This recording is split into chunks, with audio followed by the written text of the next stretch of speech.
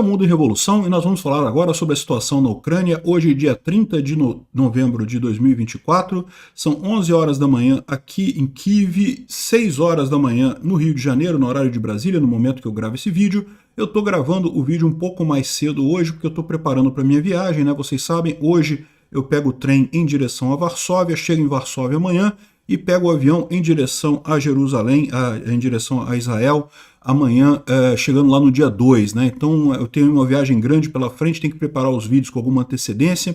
Então hoje o vídeo vai ser curtinho, rapidinho, amanhã também vai ser um vídeo curtinho, rapidinho, mas dia 2 deve chegar tudo à normalidade, a gente retoma a normalidade dos vídeos aqui, tá? De qualquer forma, também me ajudou o fato de que não tem muita coisa acontecendo aqui hoje não, tá? Até o bombardeio tradicional russo com drone Shahid e coisa e tal, teve pouca coisa de ontem para hoje. Continuamos com os blackouts rotativos aqui em Kyiv. Neste momento que eu estou gravando, eu estou sem luz, mas nada que afete de forma geral a cidade, né? Tudo funcionando direitinho aqui. A gente teve também ataques ucranianos aqui em Simferopol e em Berdiansk, tá? Ataques grandes aqui com drones na região, e temos algumas informações de ataques passados que a gente teve também. O que chamou a atenção muito de ontem para hoje foi uma frase que o Zelensky disse, em que ele teria, na interpretação de algumas pessoas, dito que a Ucrânia aceitava ceder os territórios pela paz, que se a Ucrânia fosse aceita na OTAN, que a Rússia podia ficar com os territórios que estão lá, o que é absolutamente falso. Ele nem tem o poder de fazer isso. Pela Constituição da Ucrânia é proibido esse tipo de acordo de paz aqui, então nem que ele quisesse ele poderia aceitar. Acordo de paz é só com todos os territórios da Ucrânia devolvidos, inclusive nas fronteiras de 91 plenamente reconhecidas, né? Aí depois você tem que fazer um acordo de paz para evitar que a Rússia invada de novo, eventualmente devolvendo Kursk, alguma coisa assim, se for o caso, né? E também com garantias para que a Ucrânia não seja invadida de novo, mas nós vamos falar sobre isso direitinho. E também a outra notícia é a questão da delegação de senadores brasileiros que está aqui, na Ucrânia. O Moro, a Damares Alves e o Magno Malta estão aqui em Kyiv hoje. Eu cheguei a procurar meios de entrar em contato com eles e coisa e tal, mas o problema é que, como eu falei para vocês, a minha viagem é hoje, então ficou tudo muito em cima da hora, ficou difícil de eu me encontrar com eles aqui, mas de qualquer forma, muito boa a presença deles aqui, porque ajuda também a passar a mesma mensagem que eu tenho passado aqui para vocês. A Ucrânia tá normal, não tem nada demais, esse negócio que o pessoal fica falando, não, porque o Putin vai usar um míssil XYZ e não sei o que lá, não vai nada, o Putin é um banana. Mas enfim, vamos falar também sobre a visita dos senadores aqui, o que a gente espera desse encontro, né? Vamos falar sobre esses e outros assuntos em detalhes. Essas notícias foram sugeridas por Livre e Desregulado, de Sunguinha no Muro das Lamentações e várias outras pessoas. Obrigado aí ao pessoal que sugeriu notícias lá no nosso site, no wrevolving.com, e obrigado a você que está assistindo o nosso vídeo. Se você gosta do nosso conteúdo, por favor, deixe o seu like e se inscreva aqui no canal, né? Pois bem, então, de ontem para hoje teve pouca coisa, tá? Eu, sinceramente, dormi a noite toda, não ouvi nada de ontem para hoje. Teve 10 drones Shahid que foram lançados pela Rússia durante a noite, 8 foram derrubados, então nenhum efeito prático no final das contas. A gente ainda está com blackout rotativo por conta daquele grande ataque que teve com mísseis e drones a coisa de 2 dias atrás. Ali sim acabou comprometendo parte da capacidade de fornecimento de energia elétrica da Ucrânia. Já está sendo resolvido, tá? Muito em breve deve voltar tudo à normalidade, como é padrão, mas nesse momento a gente ainda está com blackouts rotativos aqui em Kyiv. Inclusive eu estou sem luz neste momento que eu estou gravando esse vídeo, né? A Ucrânia fez alguns ataques também. Esse ataque aqui é de ontem, tá? A gente já falou sobre ele ontem. A coisa que a gente tem é a informação de que foi atingido um armazenamento de S-400, de mísseis S-400 que tinha em Simferopol. Então essa imagem aqui é Simferopol, é essa cidade aqui, na verdade é próxima a Simferopol, né? Aqui na Crimeia, e ela mostra um conjunto de mísseis S-400 destruídos. Lembra que eu mencionei para vocês que essa fumaça fazendo uma tira assim, indica justamente explosão de munição, né? E é uma excelente notícia isso, porque esses S-400, em princípio, são mísseis de defesa antiaérea, mas a Rússia tem usado esses mísseis, ela adaptou esses mísseis para serem lançados contra alvos em terra também. Isso é algo bastante ruim, né? Bom, também teve uma explosão em Berdiansk. Berdiansk é essa cidade aqui ucraniana temporariamente ocupada pelos russos. Não temos muitas informações ainda sobre o que seria, o que teria acontecido aqui, mas a gente sabe que teve uma explosão, os ucranianos atingiram alguma coisa ali, né?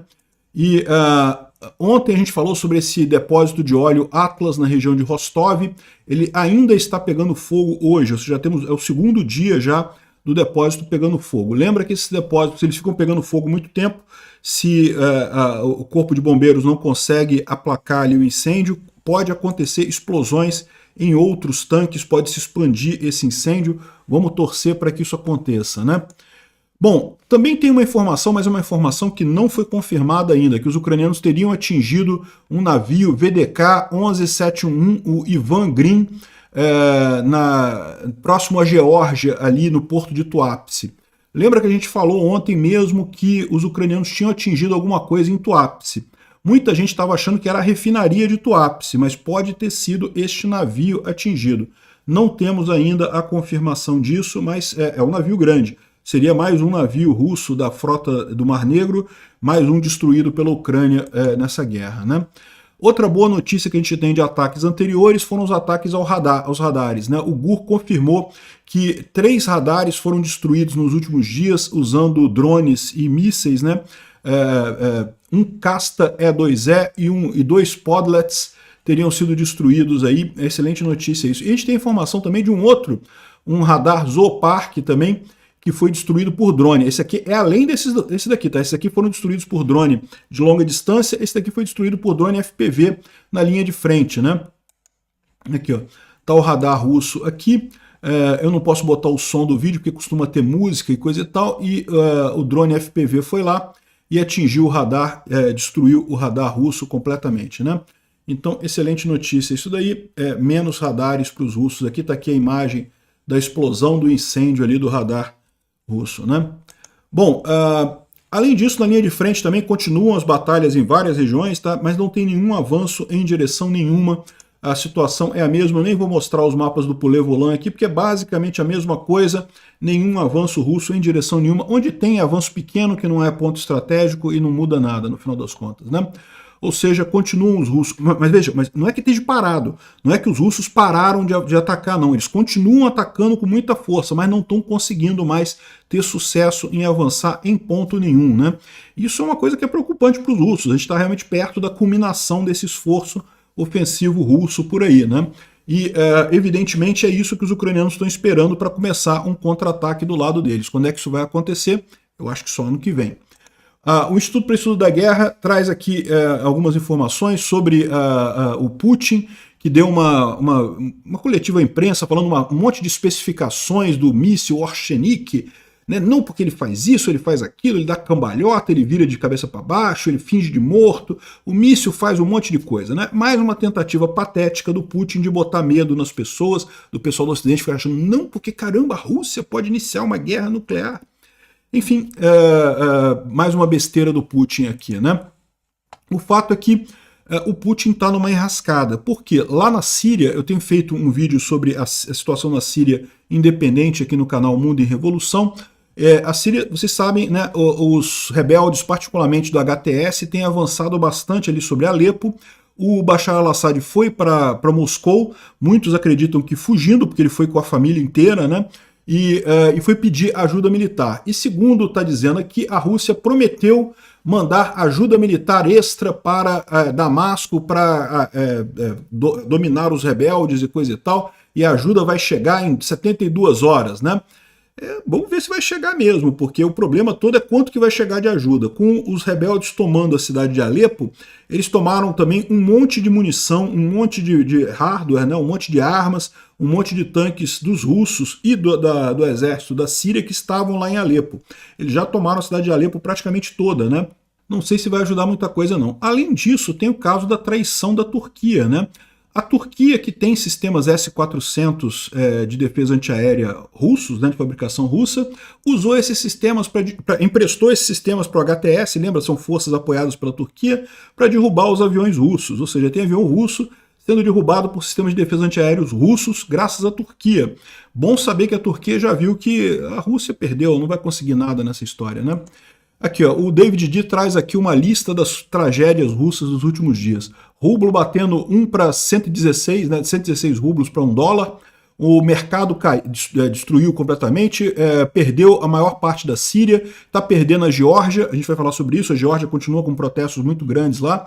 A Moldova se recusa a pagar para a Gazprom 750 milhões de dólares, 2.000 russos mortos por dia, o Banco Central prestes a cair, né? Tem muita gente falando que a Nabiullina, que é excelente, ela tem uma capacidade técnica muito boa, né? E ela teria sido inclusive obrigada pelo Putin a ficar na Rússia, alguns dizem, sobre ameaça de morte. E para ele dirigir o Banco Central lá. E aparentemente o Putin quer culpar ela, ou pessoas no Kremlin querem culpar ela pela crise econômica e defenestrar ela. O que vai acontecer em seguida a isso é que a coisa vai degringolar ainda mais rápido, né? Enfim, a Turquia ferra a Rússia, descobriu que o Trump não é pró-Rússia, e a do 105ª Brigada Russa recusa lutar. Enfim, um monte de problemas que os russos estão tendo aí nos últimos dias, né? Mas o grande problema todo é o econômico, é o que eu falo para vocês. A grande tragédia Rússia é econômica, né? O pessoal vem nesse papo de que sanções não machucam nada, sanções não fazem diferença e coisa e tal. E eu estou avisando aqui desde o início da guerra, sim, sanções fazem diferença. E elas são escalonadas. Cada vez que vai passando o tempo e o Putin não desiste dessa guerra idiota dele, não tira as tropas dele toda da Ucrânia, as sanções vão piorando. Chega uma hora que começa a dar pau, né? E da última vez o Putin fez a brincadeira dele com o Orchenik, ameaçando Dnipro, acabou que não teve efeito nenhum aquilo ali, mas teve do outro lado teve a sanção da Gazprom Bank, que aí ferrou completamente a economia russa de vez, né? E aqui, ó, ele falando aqui que o Kremlin está numa situação, isso que está falando é o SVR, né? O Serviço de Inteligência Russo, inclusive, né? Ele está dizendo aqui, isso é uma liberação à imprensa do SVR, para você entender o problema. Uma crítica de órgãos do governo ao Putin, né? A Rússia está num nó górdio, né? Nó górdio é aquele nó que quanto mais você tenta soltar o nó, mais ele prende, né? De sua própria criação. O Kremlin não pode parar a guerra da Ucrânia e também não pode continuar a guerra na Ucrânia por muito mais tempo. E isso foi dito pelo SVR, tá? Isso foi dito pelo Serviço de Inteligência Russo. Ou seja, aparentemente as críticas ao Putin estão chegando num nível muito grande. E aqui, ó, o rublo continua caindo, não encontra o suporte, está em queda livre. Parece que só tem negócios agora, aqui, ó, isso aqui é a visão do rublo, né? E o Banco Central parou de comprar rublos com dólar para tentar manter a paridade do rublo, porque simplesmente, seja porque não tem dólares para pagar, seja porque vê a coisa como inútil, ou seja, não conseguiria parar a queda do rublo, mesmo se comprasse dólares o Banco Central, né? Ou seja, a situação degringolando cada vez mais rápido lá. Bom, teve uma entrevista do Zelensky para Sky News, né, que é uma empresa de mídia, uma mídia da Inglaterra, né, em que ele falou que ele teria dito uma frase que foi interpretada por muita gente dessa forma aqui. Ó. Ele concordaria com cessar-fogo se a Ucrânia fosse aceita na OTAN com a intenção de recuperar os territórios ocupados da Rússia, inclusive a Crimeia, através de meios diplomáticos num ponto posterior, né? Aceitar um cessar-fogo, aceitar um Minsk III é uma coisa que o pessoal não está disposto aqui na Ucrânia por um motivo muito simples, né? O Minsk I, Minsk II, o pessoal viu que resultou nesse ataque russo agora. Então o Minsk III não vai resolver problema nenhum, né? Agora, o que o pessoal coloca é, mas e se a Ucrânia entrar para a OTAN? Aí a Rússia não teria como avançar mais, né? Mas, de qualquer forma, abrir mão dos territórios de Kherson, Luhansk, Donetsk, né, Zaporizhia e a Crimeia é simplesmente impossível. A Constituição ucraniana não permite isso, a população não aceitaria esse tipo de acordo. Mas eu quero dizer para vocês o seguinte, primeira coisa, não foi bem isso que ele falou, tá? Então o Timofey Milovanov fala aqui que não foi exatamente isso que o Zelensky falou. Que primeira coisa, o cara perguntou para ele se ele aceitaria uma proposta de cessar-fogo cedendo os territórios ucranianos para a Rússia, alguma coisa assim, né? Aí ele falou, não, olha só, ninguém fez essa proposta, não existe essa proposta. Então, para início de conversa, não tem essa hipótese, não existe isso, né? Agora, um cessar-fogo seria uma coisa boa para acabar com a fase ativa da guerra? Sim, seria uma coisa positiva. A parte não ocupada da Ucrânia entrar para a OTAN seria uma coisa positiva? Também seria bom para a Ucrânia isso, não tenha dúvida. E no futuro, outra solução poderia ser dada para os territórios ocupados, sem falar especificamente o que seria isso daí, né? E no final das contas, ou seja, o pessoal que interpretou que ele disse que é por meios diplomáticos, meio diplomático não vai resolver nada. Vai vai ter que ser por meios militares, mas eventualmente esperar a queda do Putin ou esperar alguma coisa, porque o fato é, a Ucrânia sabe que a Rússia também, essa solução não atende à Rússia também. A Rússia, a única maneira que ela tem de ganhar essa guerra é se o Zelensky cair, se eles conseguirem dominar o governo central da Ucrânia. Territórios, simplesmente manter esses territórios ocupados do jeito que está, é muito caro para a Rússia, ela não consegue isso, ela está quebrando com esforço de guerra. Imagina o que vai acontecer, ela tendo que reconstruir esses territórios por conta própria e esses soldados todos voltando para a Rússia sem ter uma vitória, né, sem ter um resultado final. Enfim, ele falou isso, a minha visão é a seguinte, porque ele quer negociar com o Trump. E ele quer mostrar que está negociando de mente aberta, ao contrário do que o pessoal quer colocar aqui. Não, que o Zelensky quer continuar a guerra. Não existe proposta nenhuma. Mas vamos negociar, vamos conversar nisso daí, vamos chegar num acordo disso daí. Por que ele fala isso também? Porque ele sabe que a Rússia não tem como aceitar esse acordo. Então não adianta, esse acordo é uma coisa que tem na cabeça das pessoas, mas que nunca vai se concretizar de qualquer forma. O Zelensky não quer ficar com o ônus de dizer que não aceita o acordo previamente, né, para colocarem nele a pecha de que ele não quer negociar, que ele quer ficar fazendo a guerra e coisa e tal. Não, ele não quer a guerra, ninguém quer a guerra, né? A guerra foi imposta na Ucrânia.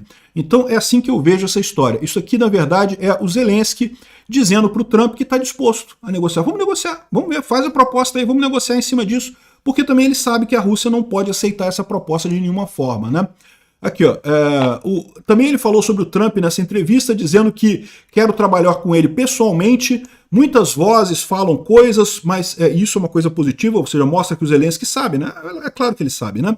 Que tem muita propaganda russa, então muitas das coisas que dizem que o Trump é pró-Rússia e não sei o que lá, é propaganda. Então o Zelensky falou que quer sentar com o Trump e conversar diretamente com ele, que não quer ser intermediários, né? Aqui, ó, apesar do fato de que tem vozes diferentes cercando o futuro chefe da Casa Branca, vamos trabalhar com ele pessoalmente, né? Vamos ver o que ele tem a falar sobre isso, né? E ele enfatizou que Kiev precisa do apoio de Washington, não tenha dúvida. Kiev vai continuar precisando do apoio de Washington, né? Eu quero trabalhar com ele diretamente porque as pessoas em torno dele têm vozes diferentes. E é isso que a gente não pode permitir, as pessoas destruírem a comunicação, as pessoas em volta da gente destruírem a comunicação.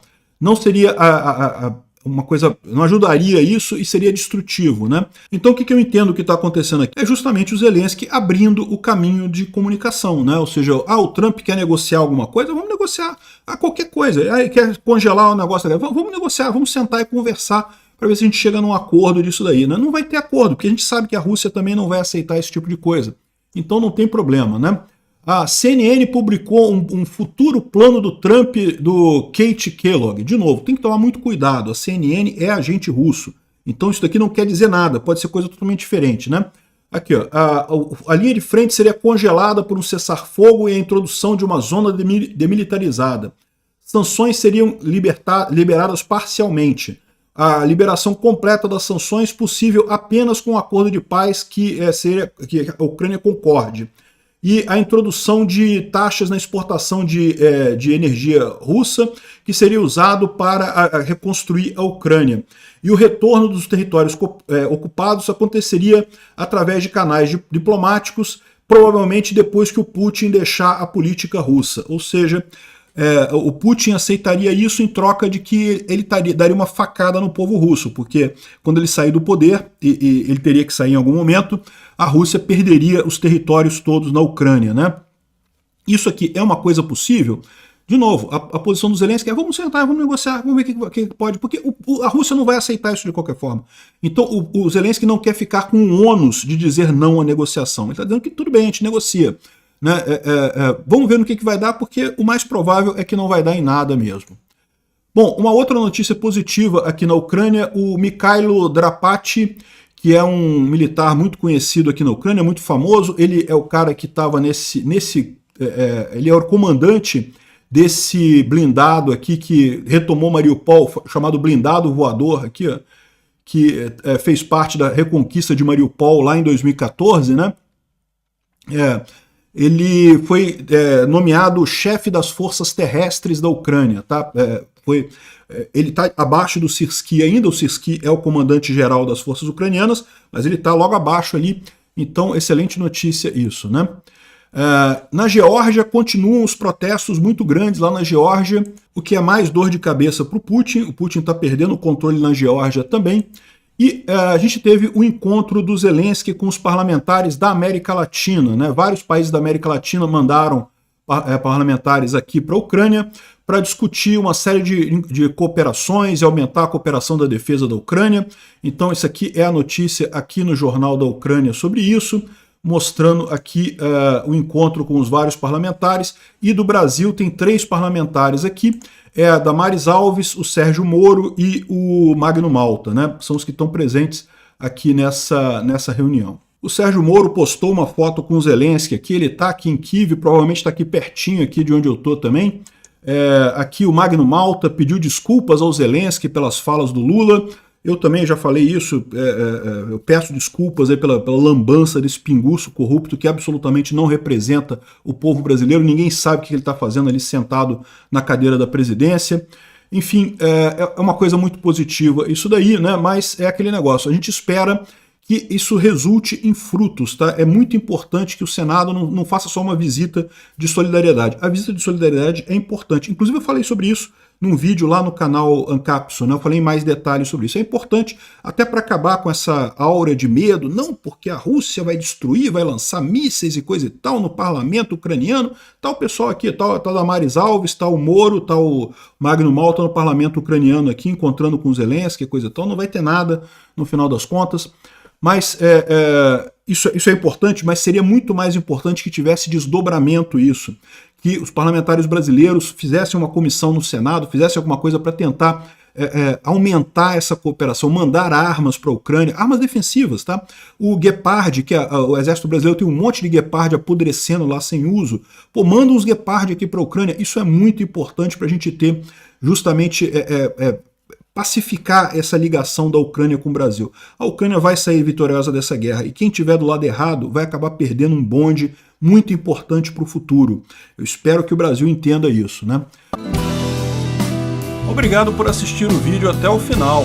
Além de curtir, compartilhar e se inscrever no canal, considere se tornar patrocinador com valores a partir de R$ 1,99. Clique no botão Seja Membro abaixo para saber as condições e vantagens de patrocinar o canal. Mais informações sobre o nosso projeto, visite nossos sites indicados na tela.